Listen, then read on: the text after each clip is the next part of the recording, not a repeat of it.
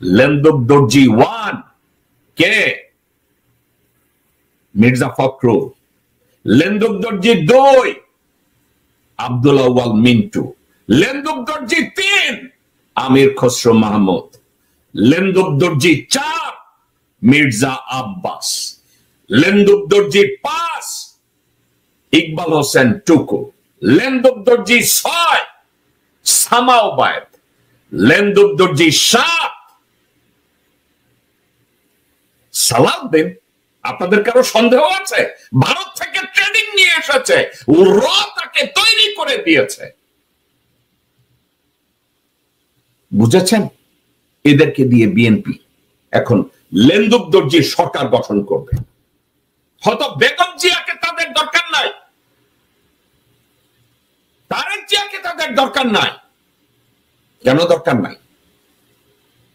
বেগম জিয়া তো ভারতের আধিপত্যবাদ এবং আগ্রাসন মেনে নেবে না। তো জনাব তারেক রহমান, তার শরীরে তো জিয়ার রক্ত, ওই রক্ত তো ভারতের আধিপত্যবাদ এবং আগ্রাসন মেনে নেওয়ার কথা না। Therefore, বেগম জিয়া দেশে ছিল, তাকে বাইরে জোর করে পাঠাও। তারেক রহমানের মামলাগুলো ঝুলায় রাখো, সে যাতে দেশে না আসে। আর মির্জা ফখরুল ভাষণ দিতে গিয়ে বলবে শেখ মুজিবুর রহমান আমাদের নেতা ছিল না। এ হচ্ছে বিএনপি।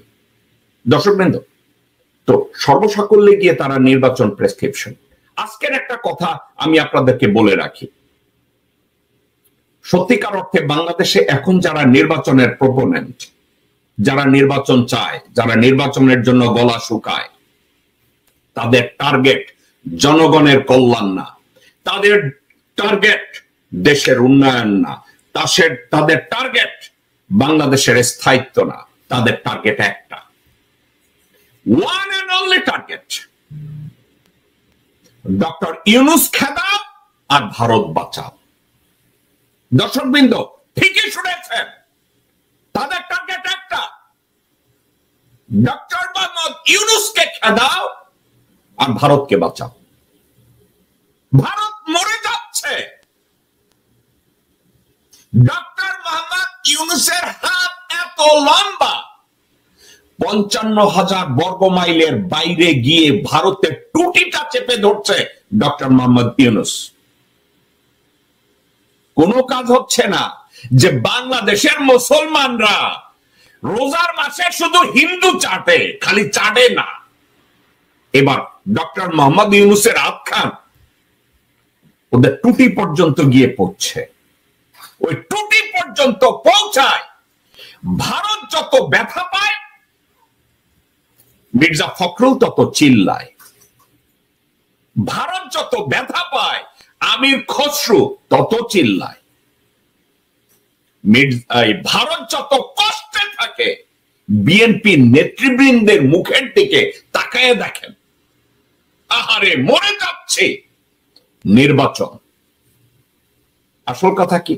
কথা একটা, ইউনূস খেদাও, ভারত বাঁচাও। বিএনপির মূল মন্ত্র একটা, বাংলাদেশ জিন্দাবাদ তাদের কোনো মূল মন্ত্র না, 31 দফা তাদের কোনো মূল মন্ত্র না, বেগম জিয়ার চিকিৎসা তাদের মূল মন্ত্র না, বাংলাদেশের অস্তিত্ব টিকাও এটা কোনো মূল মন্ত্র না।